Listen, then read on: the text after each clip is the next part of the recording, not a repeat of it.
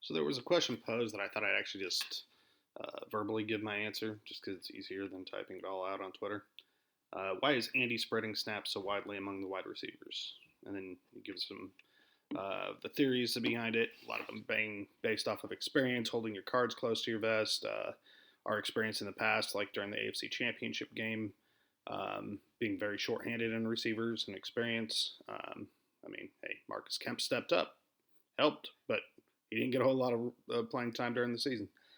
Um, I think it's a little bit more complex than that. I think it goes down to how Andy Reid develops wide receivers and why it takes them longer to get up to speed and be as successful as they can be in Andy Reid's system. He does have a multi receiver system. He doesn't generally have a number one guy that is just going to dominate the league. He likes to spread the ball around. And as a part of that, he has a very um, complex route tree. If you look at Rasheed's interview following the game yesterday, you can see that on his out route to the side to pick up the first down, he had a choice to sit on the route, go inside, go outside. That's kind of complex, and you have to have that trust built with your quarterback, and you also have to remember what the call was that was even made. So on any given play, there's a number of different situations like that. And so if you go back to the Denver game, there was a screen, there was a bubble screen that was out there to, I think, Jet. And Rasheed just flat out missed his block. I am like a Rasheed Rice stan. I've given out I don't know how many of his jerseys, love him, think he's going to be a huge star for the Chiefs, hopefully for a very long time. But he blew the block on that one. And part of that is the problem with why you haven't seen him as much is it takes a while to know where you need to be, where you need to make the block, where the players are going to be, coming up from behind you. And he can produce downfield receiving. There's no doubt. If he can hold on to the ball, which I'm not particularly concerned about, he's shown he could be very productive. Definitely the yards after catch are there. And that burst, it's an elite NFL burst, what we've seen so far. So I think that's why you don't necessarily see him as a wide receiver one, though, is because his blocking ability just is lacking in his understanding of the entire offense and where he needs to be and the role he plays on each of those plays is challenging. And now we're forcing him into trying to.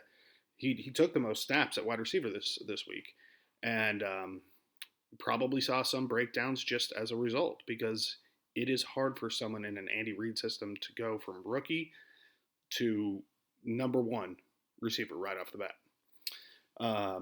So I think it really comes down to blocking, and it comes down to the comprehensive route tree that Andy likes to run. So I mean, give the wide receivers time. It'll be beneficial in the long run if we have 6 or 7 wide receivers that can get out there and make critical plays for us when we get into the playoffs. I think there's a certain amount of Andy holding his cards close to the chest, and then, I mean, nobody's playing perfect offense right now. Chiefs defense is insane, but the Dolphins are by far the number one uh, offensive team in the NFL going into this weekend, and they weren't even hardly productive. They had one touchdown, then another one that was gift wrapped to them because of a fumble inside the 30. That's not what you would normally see from the most prolific offense in the NFL, and I think you're seeing that across the board. Eagles have struggled at times. Um, it's early in the season still, halfway.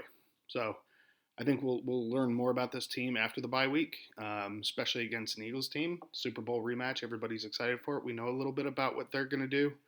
Obviously, they have different coordinators, but I think Andy's going to have some time to scheme stuff up and work with his young receiving core to actually make sure that they're all on the same page and maybe get that blocking the schemes down because screen game is incredibly important to the success of the overall passing game for Andy Reid's systems all the way back into his Eagles days. So the longest possible answer you could have had, but all the above. I agree with a lot of the comments that were in here, but I don't think it's quite as complex. And nobody's touched on the blocking, which it's important. There was a big block from Sky Moore just 2 games ago, I want to say, where he basically sprung Mahomes for a 22-yard run, first down, and then Rasheed totally missing a block and getting blown up on third down, and we're off the field. So the receivers in the blocking game are incredibly important. I think that's one thing that could be slept on from that we could be missing from Juju Smith-Schuster. I'm not all that like I'm not saying let's bring back Juju. I like a lot of the receivers we have, but getting everyone up to speed and playing their role is it's just going to take some time. So I think that's a little bit of an idea of what's going on.